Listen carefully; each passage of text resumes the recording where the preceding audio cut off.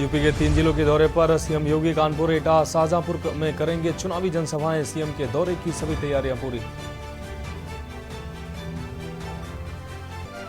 मायावती ने आकाश आनंद को दोनों पदों से हटाया। मायावती एक्स पर मायावती ने दी जानकारी, लिखा पहले की तरह निभाते रहेंगे बाकी जिम्मेदारी। गृह मंत्री अमित शाह का आज यूपी दौरा, लखीमपुर खीरी, हरदोई और कन्नौज में करेंगे चुनावी जनसभाएं। चौथे चरण के लिए तेज होगा प्रचार। शाहजहांपुर में आज अखिलेश यादव करेंगे रैली। सपा नेताओं ने कार्यक्रम स्थल का किया निरीक्षण। सपा प्रत्याशी के समर्थन में करेंगे रैली।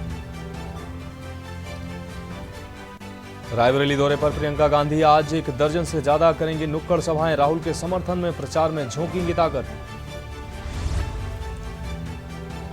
और यूपी के कई शहरों में बदला मौसम का मिजाज, बारिश होने से तापमान में आई गिरावट। कई जिलों में आज बारिश की संभावना।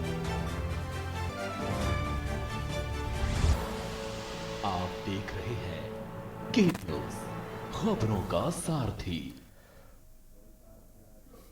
नमस्कार, उत्तर प्रदेश की खबरों में आपका स्वागत है। मैं हूं आपके साथ मनोज मानस और अहम खबर से बुलेटिन की शुरुआत करते हैं। लखनऊ से अहम खबर सामने आ रही है। सीएम योगी का आज कानपुर, एटा, शाहजहांपुर का दौरा है। 12:40 पर कानपुर पहुंचेंगे सीएम योगी और सभा को संबोधित करेंगे। वहीं 2:25 पर डीएवी इंटर कॉलेज एटा में चुनावी जनसभा को संबोधित करेंगे सीएम योगी। साथ ही 3:50 पर रामलीला मैदान शाहजहांपुर में भी मुख्यमंत्री की चुनावी सभा है। तो ताबड़तोड़ प्रदेश के अलग अलग जिलों के ताबड़तोड़ चुनावी दौरे पर हैं मुख्यमंत्री योगी आदित्यनाथ। आज 3 अलग अलग जिलों में मुख्यमंत्री की सभाएं हैं। कानपुर, एटा, शाहजहांपुर में मुख्यमंत्री का दौरा है। 12:40 पर कानपुर पहुंचेंगे मुख्यमंत्री योगी आदित्यनाथ और 2:25 पर डीएवी इंटर कॉलेज एटा में जनसभा करेंगे। साथ ही सीएम योगी का आज 3 जिलों का यह दौरा। भाजपा प्रत्याशियों के समर्थन में वोट की अपील मुख्यमंत्री के द्वारा की जाएगी। तो मुख्यमंत्री का ये 3 जिलों का दौरा 3:50 पर रामलीला मैदान शाहजहांपुर में भी जनसभा को संबोधित करेंगे मुख्यमंत्री। लखनऊ से यह अहम खबर अपने दर्शकों को दिखा रहे हैं। सीएम योगी का आज कानपुर, एटा, शाहजहांपुर का दौरा, चुनावी सभाओं को संबोधित करेंगे मुख्यमंत्री। भाजपा प्रत्याशियों के समर्थन में वोट की अपील करेंगे। 12:40 पर कानपुर पहुंचेंगे योगी आदित्यनाथ। 2:25 पर डीएवी इंटर कॉलेज एटा में जनसभा को संबोधित करेंगे। वहीं 3:50 पर शाहजहांपुर में जनसभा को मुख्यमंत्री के द्वारा संबोधित किया जाएगा। लखनऊ से अहम खबर अपने दर्शकों को दिखा रहे हैं। मुख्यमंत्री का 3 अलग अलग जिलों में चुनावी दौरा और भाजपा प्रत्याशी के समर्थन में वोट की अपील करेंगे मुख्यमंत्री।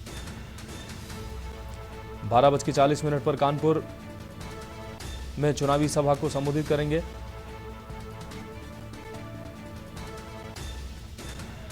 2:25 पर एटा के डीएवी इंटर कॉलेज में जनसभा को मुख्यमंत्री द्वारा संबोधित किया जाएगा। वहीं 3:50 पर शाहजहांपुर पहुंचेंगे मुख्यमंत्री योगी आदित्यनाथ और वहां पर जनसभा को संबोधित करेंगे।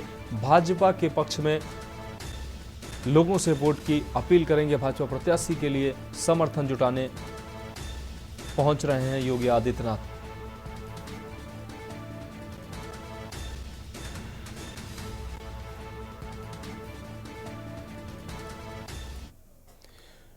अगली अहम खबर लखनऊ से, जहां प्रियंका गांधी का रायबरेली दौरा। आज नुक्कड़ सभाएं करेंगी प्रियंका गांधी। 1 दर्जन से अधिक नुक्कड़ सभाएं करेंगे प्रियंका गांधी। राहुल गांधी के लिए करेंगे नुक्कड़ सभाएं। प्रियंका गांधी की बछरावा विधानसभा में सभा है।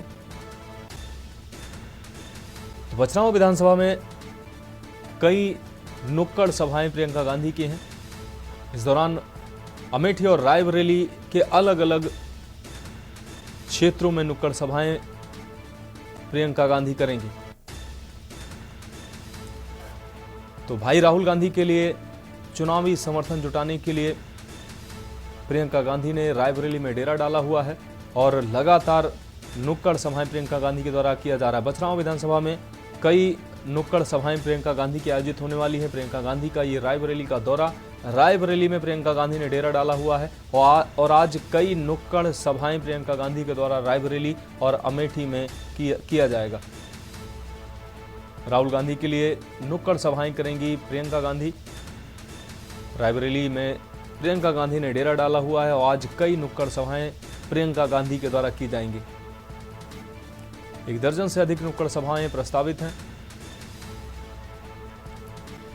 और केशवानंद हमारे संवाददाता लाइव हमारे साथ ज्यादा जानकारी के लिए हमारे साथ जुड़ गए हैं। केशवानंद, प्रियंका गांधी ने रायबरेली में डेरा डाला हुआ है और लगातार जनसभाएं उनके द्वारा की जा रही हैं। आज लगभग 1 दर्जन से ज्यादा नुक्कड़ सभाएं प्रियंका गांधी करने वाली हैं। क्या कुछ अहम अपडेट है?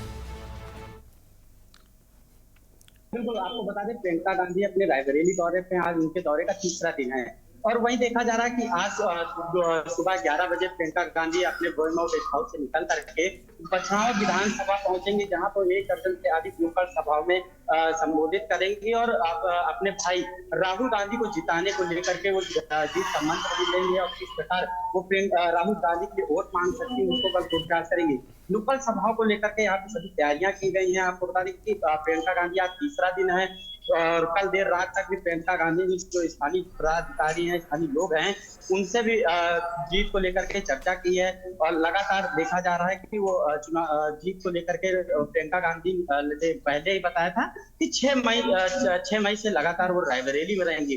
तो कहीं ना कहीं वो अपने जो माँ के संसदीय क्षेत्र रायबरेली है वहां पे रुकी हुई हैं और अपने भाई राहुल गांधी को जिताने को लेकर के भरपूर प्रयास कर रही हैं, लोगों से वार्तालाप कर रही हैं। उसी संदर्भ में आज प्रियंका गांधी बछरावा विधानसभा पहुंचेंगी 11 बजे, जिसके बाद वो 1 दर्जन से अधिक नुक्कड़ सभाओं में लोगों से मिलेंगी और वार्तालाप करेंगी। जी हाँ केशवानंद, अगर प्रियंका गांधी की सभाओं की बात करें, नुक्कड़ सभाएं जो प्रियंका गांधी कर रही हैं वो रायबरेली तक ही सीमित हैं या अमेठी में भी उनकी जनसभाएं हो रही हैं?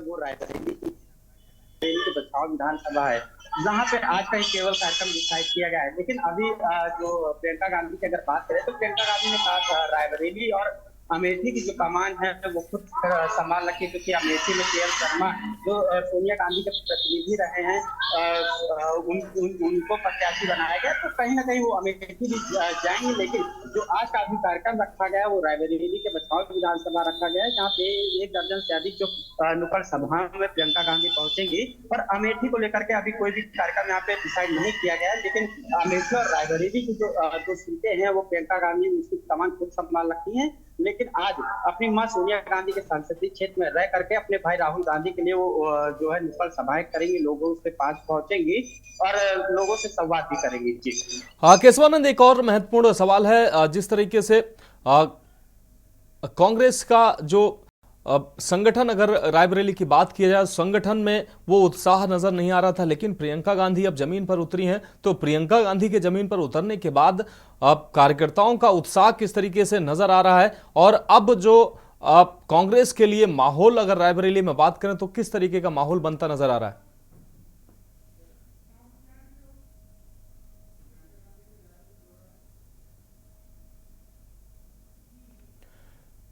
2019 में बहुमत पार्टी ने अपनी सरकार बनाई थी, तब सोनिया गांधी ने यहाँ प्रचंड बहुमत पा करके विजय हासिल की थी। उत्तर प्रदेश में मात्र 1 सीट रायबरेली ऐसी थी जहां पे सोनिया गांधी जीती थी। वहीं अमेठी की अगर बात की जाए तो अमेठी की सीट भी गांधी परिवार के हाथ से चली गई थी, लेकिन रायबरेली में गांधी परिवार अपनी सीट बचा पाया था। तो लेकिन इस बार देखा गया है कि नामांकन के दिन ही जो है उम्मीदवार उतारे गए। उम्मीदवार खुद राहुल गांधी के सांसद हमेशा रही है सोनिया गांधी, वो इस बार रायबरेली छोड़ करके राजस्थान से राज्यसभा चली गई। तो कहीं ना कहीं चले जाने के बाद एक सोनिया गांधी ने पत्र भी जारी किया था कि रायबरेली में गांधी परिवार का घर है और कोई ना जो प्रत्याशी आएगा वो गांधी परिवार का होगा।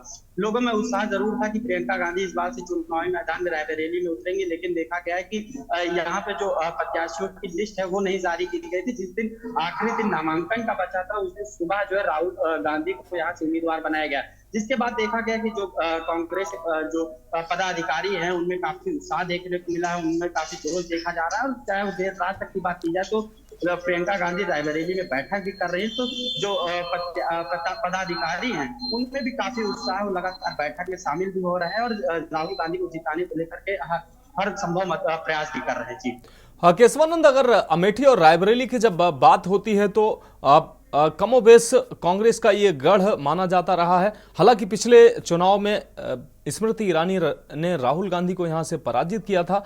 अब अगर रायबरेली की अगर बात करें तो रायबरेली में भाजपा ने भी अपने पुराने धुरंधर को उतार दिया है, उनकी भी वहां पर अच्छी पकड़ मानी जाती है रायबरेली में। ऐसे में कांग्रेस को कितनी मेहनत करना पड़ेगा वहां से अपनी सीट बचाए रखने के लिए, और भाजपा वहां किस तरीके की तैयारी कर रही है ताकि अमेठी के बाद रायबरेली सीट भी कांग्रेस से छीनी जा सके?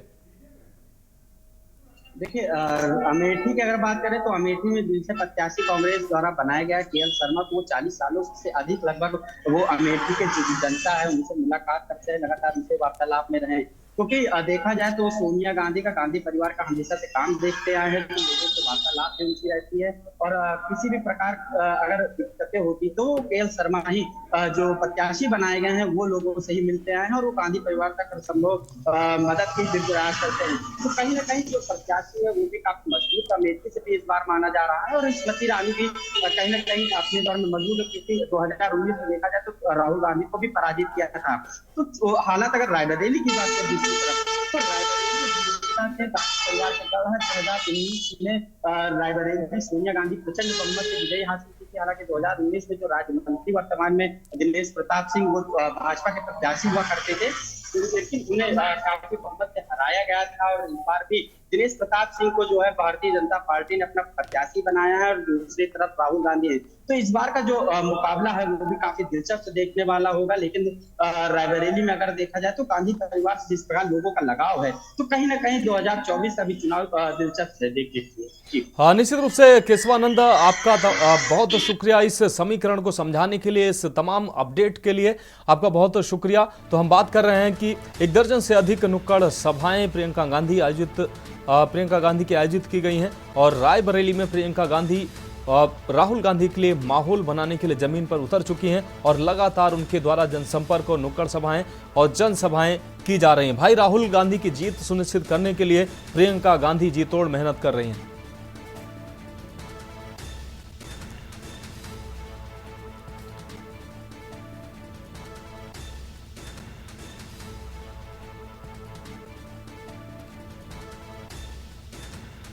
तो आज कई नुक्कड़ सभाएं प्रियंका गांधी की आयोजित हो रही हैं। 1 दर्जन से अधिक नुक्कड़ सभाएं प्रियंका गांधी की रायबरेली में होने जा रही हैं। बछरावा विधानसभा में ये नुक्कड़ सभाएं होंगी।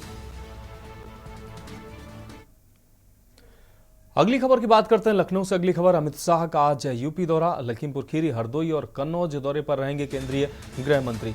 लखीमपुर खीरी में 11 बजे पहली जनसभा होगी, वहीं राजकीय इंटर कॉलेज मैदान में जनसभा को संबोधित करेंगे, जबकि हरदोई में दोपहर 1 बजे दूसरी जनसभा CSN PG कॉलेज मैदान में करेंगे, जबकि कन्नौज में 3 बजे तीसरी चुनावी सभा केंद्रीय गृह मंत्री की आयोजित होगी। DN इंटर कॉलेज छात्रावास के मैदान में ये जनसभा आयोजित होगी। तो केंद्रीय गृह मंत्री अमित शाह का 3 जिलों का ये दौरा, उत्तर प्रदेश के 3 जनपदों के चुनावी दौरे पर गृह मंत्री आज पहुंच रहे हैं, और भाजपा के लिए एक माहौल बनाएंगे और भाजपा प्रत्याशी के लिए वोट की अपील भी करेंगे।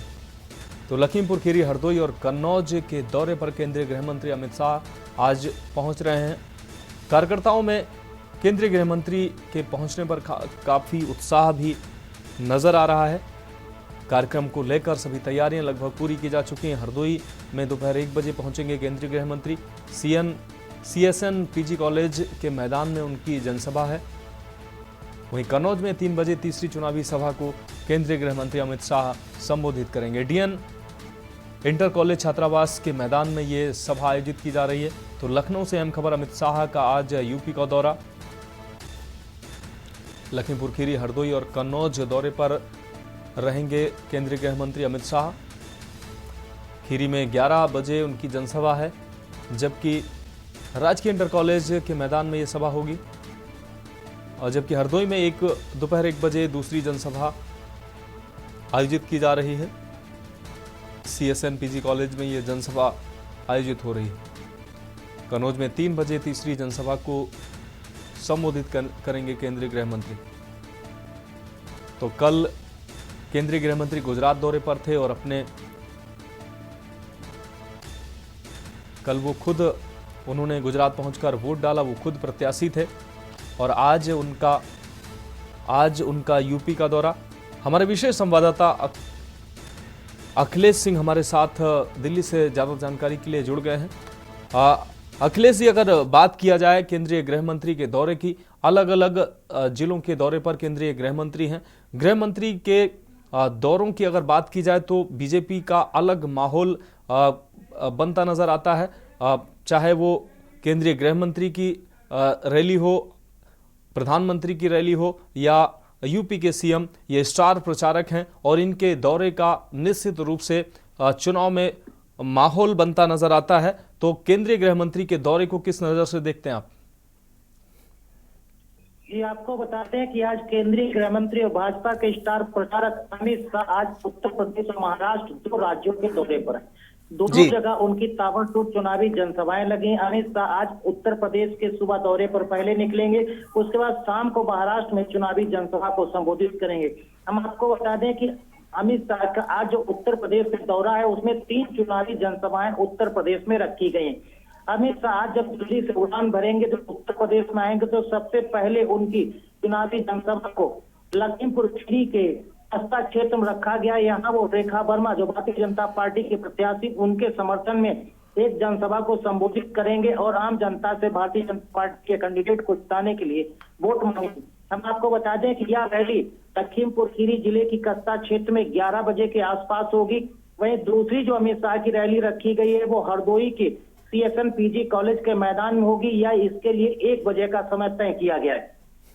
इसके अलावा अमित शाह की जो तीसरी रैली होगी वो कन्नौज में होगी। कन्नौज में जो DN इंटर कॉलेज के छात्रावास का मैदान है, वहां पर 3 बजे चुनावी जनसभा को भारतीय जनता पार्टी के प्रत्याशी सुब्रत पाठक के समर्थन में अमित शाह करेंगे। हम आपको बता दें इसके अलावा कन्नौज की रैली के बाद सीधे उत्तर प्रदेश से अमित शाह का जो चुनावी दौरा है वो महाराष्ट्र में शुरू होगा और शाम 6 बजे अमित शाह जो महाराष्ट्र के एक जालना क्षेत्र में है फ्रेजर बॉयज स्कूल के मैदान में करीब 6 बजे चुनावी जनसभा को संबोधित करें। इस लिहाज से देखा जाए कि अमित शाह की यह जो चुनावी रैली है वो 4 चुनावी दौरे हैं, इनमें 3 उत्तर प्रदेश में है और 1 महाराष्ट्र में है। तो जिस तरह से भारतीय जनता पार्टी उत्तर प्रदेश में अब त्रिकोणीय मुकाबले में उस तरह से दिख रही है कि हर जगह कांग्रेस और समाजवादी पार्टी के कैंडिडेट से भारतीय जनता पार्टी के प्रत्याशियों को लगातार कड़ी चुनौती मिल रही है। इसी चक्कर में भारतीय जनता पार्टी के बड़े बड़े नेता एक सीट पर कई बार चुनावी दौरे कर रहे हैं। चाहे आप लखीमपुर खीरी की कस्बा क्षेत्र में धौरारा लोकसभा सीट से भाजपा के प्रत्याशी रेखा वर्मा के समर्थन में अभी 2 ही दिन पहले प्रधानमंत्री मोदी ने भी चुनावी जनसभा को संबोधित किया था। उसके बाद योगी आदित्यनाथ उत्तर प्रदेश के मुख्यमंत्री, उनकी जनसभा को कल ही रखा गया है और आज अमित शाह भी लखीमपुर खीरी का दौरा कर रहे हैं और हरदोई में और कन्नौज में भी चुनावी जनसभा करेंगे। इससे अंदाजा लगाया जा सकता है कि किस प्रकार भारतीय जनता पार्टी चुनावी रणनीति में सपा और कांग्रेस को टक्कर देने के लिए और उनको चुनावी मैदान में पटकनी देने के लिए इस तरह से रणनीति तय कर रही है कि एक कैंडिडेट को ले भारतीय जनता पार्टी के बड़े बड़े 3-4 नेता लगातार चुनावी रैलियां कर रहे हैं। इससे अंदाजा लगाया जा सकता है कि भारतीय जनता पार्टी चुनाव में किसी तरह की कोई कोर कसर नहीं छोड़ना चाहती कि उनका प्रत्याशी कमजोर दिखे या चुनाव प्रचार किसी तरह से समाजवादी पार्टी और कांग्रेस से कमजोर दिखाई दे।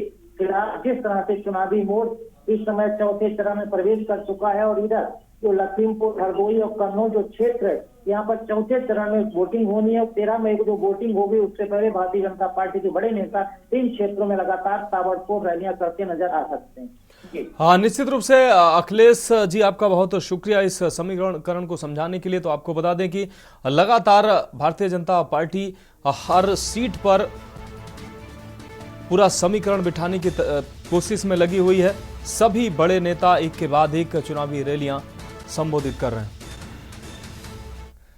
अब रुक करेंगे अगली खबर का। खबर बदायूं से है, जहां SHO हरेंद्र सिंह पर 7 बीएलओ से वोटर लिस्ट छीने का आरोप लगा है। आपको बता दें कल ये आरोप लगा था। मतदाताओं को पर्ची डलवाने के लिए बूथ पर ये आरोप उनके ऊपर लगा था। बीएलओ मतदाताओं को पर्ची वितरित कर रहे थे। इस दौरान अचानक SHO हरेंद्र सिंह ने वहां पहुंचकर बीएलओ से वोटर लिस्ट छीन ली। वही सूचना के बाद आदित्य यादव भी मौके पर पहुंचे थे, जहां उन्होंने भाजपा पर आरोप लगाते हुए कहा था कि बीजेपी नहीं बल्कि खाकी और प्रशासन चुनाव लड़ रहे हैं। इसके साथ ही SHO हरेंद्र सिंह मीडिया के सवालों पर आग बबूला भी हो गया।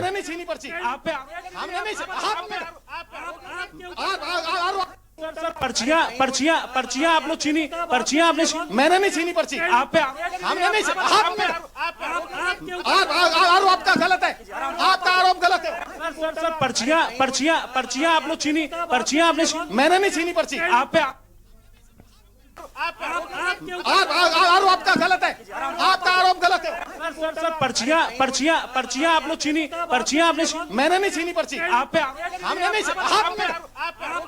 आरोप आपका गलत है, आपका आरोप गलत है। सर पर्चियां, ये बदायूं का इस्लाम नगर का बूथ स्तर है जहां पर जो है बीएलओ से भी जो है पर्चियां को छीन लिया गया, यानी कि ये पर्ची लेकर बैठे हुए थे खोलने के लिए, लेकिन इन सबसे भी पर्चियां जो है छीन ली गई। क्या हुआ था, अब क्यों? सर हमारा यहाँ बूथ था, यहाँ पे लगा हुआ है सामने, ये लेखपाल साहब ने ये बूथ लगवा रखा है।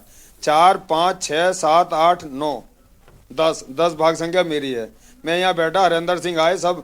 जब सर वोट पर्ची रह जाती है उसमें तो आदमी अपनी देखेंगे तो भीड़ लगेगी। सरकार ने जब इसकी व्यवस्था कराई है तो जब हम यहाँ बैठे हैं तो हम तो पर्ची देंगे। हरिंदर सिंह कह रहे आपने ऐसे भीड़ लगा रखी है, ऐसे ये गलत है, आपने यहाँ कैसे बैठ गए? सर यहाँ बूथ की व्यवस्था कराई है और बीएलओ की ड्यूटी लगाई है, या तो पहले पर्ची बांटने तक ही लगाई जाए, जब बात को लगाई है तो हम तो पर्ची देंगे। सारी पर्चियाँ मेरी तो सभी सौदा ले गए, आई कार्ड भी ले गए, कार्ड भी लेके चले, मेरा सब चीज ले गए। मेरा तो कुछ ना, ये खाली थैला है, पटरी है। छीना झपटी भी किए क्या आपके निशान? सब चीज, और वो भाग गए, कुछ तो बीएलओ भाग गए, हम यहाँ पे बैठे। भाई साहब ये गलत है, ये तो पहला चांस है, ऐसा चांस हुआ ही गले ना। में रेड निशान है क्या? ना छीना झपटी ना, हाथ में से मेरे हाथ में थी, उन्होंने छीन ली और सब बीएलओ की छीन ली। जितने बीएलओ सबके कुछ के जैसे ये ममता आए, इनके तो बैग में से थैले में से निकाल के थैले में। आपका कहाँ था? यहीं पर था भाग 9।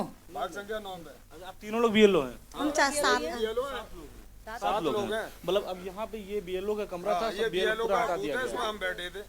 तो अब मतलब क्या अभी तक वापस नहीं किए हैं? नहीं सर, बात ये होती है, मान लो जो व्यक्ति कल तक नहीं आने वाला होता है या आने वाला होता है, आप कह दो बहन जी हमें मालूम है ये रुद्रपुर रहते हैं या मुरादाबाद रहते हैं, तो उनका कोई घर का नहीं है, वो कहती है भाई साहब इनके ताला लगाए, तो हमको ये मालूम है कि ये कल आएंगे तो हम ये बूथ पे बैठेंगे, तो वो कल ही तो पर्ची देंगे। अगर हमको गाइडलाइन मिली हो कि आप पड़ोसी को पर्ची दे जाइए तो हम पड़ोसी को दे देंगे, लेकिन हमको ये गाइडलाइन ये होता है कि जब वो व्यक्ति आ जाए आप उसको पर्ची थमाइए, रिसीविंग कराइए। तो जो पर्चियाँ बाहर की होती हैं वो पर्चियाँ मृतक ये सब तक वो हम अपने पास रख लेते हैं, बाकी पर्चियाँ हम ही बैठ के देते हैं जो बाहर के लोग आते हैं। अब इतने में वो 9 बजे का टाइम, 9:30 बजे का टाइम था, वो आए भाई 2-4 लोग खड़े थे भाई पर्ची लेने के लिए, इतने में आके उन्होंने सबके बस्ते छीनने शुरू कर दिए कि आप जाइए यहाँ से, आप जाइए यहाँ से, तो बस्ते सब छीन के ले गए। फिर मैंने वहाँ तक उनकी कोशिश करी, क्योंकि गाड़ी की गड्डी भी खोलने की कोशिश करी, तो उनकी वो लड़की जो थी कस्टमर, वो बोली बहन जी सर से पूछ लीजिए। मैं सर रिक्वेस्ट कर रही हूँ आप मेरी वोटर लिस्ट दे दीजिए और पर्ची दे दीजिए, मुझे थोड़ी सी पर्चियाँ रह गई हैं, 50-100 पर्ची जो भी रह गई हैं मैं इनको बांट दूंगी, मैं फिर आप मेरी 5 बजे के बाद मैं चली जाऊंगी। तो ले आप जाइए यहाँ से, मैं कह तो रहा हूँ, मैंने कहा आप फिर मैं आगे गुस्सा मैं नहीं कहती, मैंने लिख के दे जाइए, मैं चली जाऊँगी तत्काल। तो इतने मुझे तो छोड़ गए, लेकिन उन सबके सबका कागज भी ले गए, मेरे भी कागज ले गए। कागज लेके चले गए। आप लोग तो आयोग की तरफ से हैं? हाँ सर, हम तो आयोग की तरफ आप से। लोगों ने शिकायत की? भैया हम किससे शिकायत करें, कोई सुनने को तैयार नहीं है। साहब से शिकायत की थी मैंने, एसडीएम साहब से 9:30 बजे करीब शिकायत की थी। उन्होंने कहा मैं अभी कोतवाल साहब से कहता हूँ वो आपकी वापसी दे देंगे। ना कोई एसडीएम साहब का जवाब आया। अभी मैंने 5 बार और कॉल की है, उनकी कॉल उठ ना रही है, ना डीएम की उठ रही है ना किसी की। 9 से अब तक 3:30 9:30 से अब तक अभी तक सर मिली ना, कुछ ना दे रहे हैं, ऐसे ही बैठे हैं। जनता परेशान कर रही है, हम दें कहाँ से सर, जब हम पे कुछ है ना। हमारी वोटर लिस्ट ले गए, पर्ची ले गए, सभी चीज ले गए, हम पे कुछ हो तभी तो दें हमारे पास। ये हाल है यहाँ पे इस्लाम नगर का, जहाँ पर लोग महिलाओं वोट डालने के लिए आ रहे थे यहाँ पर, और ये बीएलओ के लिए कैंप बनाया गया था जहाँ पर बीएलओ बैठ करके पर्चियाँ काट रहे थे, लेकिन फिलहाल ये खाली है, जो कि इसको भरा होना चाहिए। यहाँ पर बीएलओ की ड्यूटी होती है, वो पर्ची सबको जो है वो वितरित करते हैं, लेकिन कहीं ना कहीं जो प्रशासन की तानाशाही है उसकी वजह से यहाँ पर वोट परसेंटेज भी कम होता नजर आएगा, क्योंकि कहीं ना कहीं जब बीएलओ को यहाँ पे काम करने का मौका नहीं मिलेगा, वो पर्ची नहीं बांट पाएंगे, तो जाहिर सी बात है वोट भी नहीं पड़ पाएंगे। कैमरामैन आदित्य तिवारी के साथ मैं संदीप मिश्रा, बदायूं। और खबरों में आगे बढ़ेंगे उससे पहले बुलंदशहर से अहम खबर सामने आ रही है। इस वक्त की अहम खबर, दबंगों ने गरीब के साथ मारपीट की है। बुलंदशहर से इस वक्त की अहम खबर, मामूली बात पर गरीब परिवार के साथ दबंगों ने मारपीट की है। मारपीट का वीडियो सोशल मीडिया पर वायरल हो रहा है। इस वक्त ही यह अहम खबर बुलंदशहर से आपको दिखा रहे। दबंगों पर महिला के कपड़े जलाने का भी आरोप लगा है। तस्वीरें साफ तौर से आप देख पा रहे हैं किस तरीके से दबंगई देखने को मिल रही। दबंगों पर महिला के कपड़े जलाने का भी आरोप है। पीड़ित ने दबंग और उसके 3 भाइयों पर लगाया आरोप। एसएसपी से मिलकर पीड़ित परिवार ने सुनाई अपनी आपबीती। अनूप शहर कस्बे के मोहल्ला तकिया का यह पूरा मामला बताया जा रहा है। इस वक्त की अहम खबर बुलंदशहर से आपको दिखा रहे हैं। दबंगों ने गरीब के साथ मारपीट की है। तस्वीरें साफ तौर से आप देख पा रहे हैं किस तरीके से दबंगई देखी जा रही है। मामूली बात पर गरीब परिवार को पीटा गया है। मारपीट का वीडियो सोशल मीडिया पर यह वायरल हो रहा है। तस्वीरें साफ तौर से आप देख सकते हैं किस तरीके से गरीब परिवार पर दबंगों का कहर टूटा है। दबंगों ने गरीब परिवार के साथ मारपीट की है।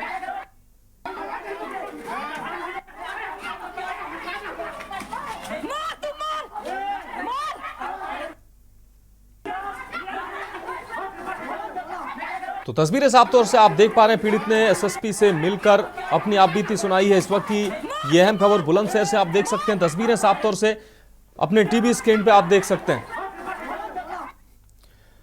अब रुक करेंगे अगली खबर का। बीएसपी के सभी पदों से हटाए गए हैं आकाश आनंद। आपको बता दें मायावती ने एक्स पर ट्वीट कर यह जानकारी दी है कि सभी पदों से हटाने की मायावती ने सूचना दी है।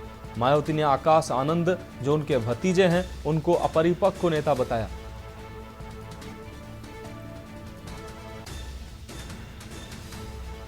आकाश की सीतापुर में रैली बनी थी चर्चा का विषय। अब इस बात की ये चर्चा है कि आकाश आनंद के उसी बयान पर उन पर यह एक्शन हुआ है। सीतापुर की एक जनसभा में आकाश आनंद ने भारतीय जनता पार्टी को आतंकवादी पार्टी कहा था और इस विवादित बयान के बाद आकाश आनंद की सभी रैलियां, सभी जनसभाएं रद्द कर दी गई थी और अब मायावती ने उन पर कार्रवाई की है और उन पर उनसे नेशनल कोऑर्डिनेटर और नेशनल कोऑर्डिनेटर पद से हटा दिया गया उनको और पार्टी का जो उनको वारिस माना जा रहा था उस पद से भी उनको हटा दिया गया। फिलहाल मायावती ने उनको अपरिपक्व बताते हुए ये कार्रवाई की है। अब रुक करेंगे अगली खबर का। समाचार एजेंसी रॉयटर्स के हवाले से बड़ी खबर सामने आ रही है। आपको बता दें वैक्सीन साइड इफेक्ट के बाद एस्ट्राजेनेका का बड़ा ऐलान सामने आया है। कंपनी दुनिया भर के मार्केट्स से वापस लेगी कोरोना वैक्सीन। ब्लड क्लॉट का हो सकता है खतरा, कोर्ट में कबूलनामा किया गया है। ब्लड क्लॉट का खतरा हो सकता है, कोर्ट में कबूलनामा किया है कंपनी ने। तो समाचार एजेंसी रॉयटर्स के हवाले से इस वक्त ये बड़ी खबर अपने दर्शकों को दिखा रहे हैं। वैक्सीन साइड इफेक्ट्स के बाद एस्ट्राजेनेका का बड़ा ऐलान सामने आया है। कंपनी दुनिया भर के मार्केट्स से वापस लेगी अपनी कोरोना वैक्सीन। ब्लड क्लॉट का हो सकता है खतरा, कोर्ट में कबूलनामा एस्ट्राजेनेका के द्वारा किया गया है। समाचार एजेंसी रॉयटर्स के हवाले से इस वक्त ये बड़ी खबर। वैक्सीन साइड इफेक्ट्स के बाद कंपनी दुनिया भर के मार्केट्स से अपनी कोरोना वैक्सीन को वापस लेगी। तो उत्तर प्रदेश की खबरों में अभी के लिए मेरे साथ इतना ही। मुझे दीजिए इजाजत और आप देखते रहिए के न्यूज़ इंडिया।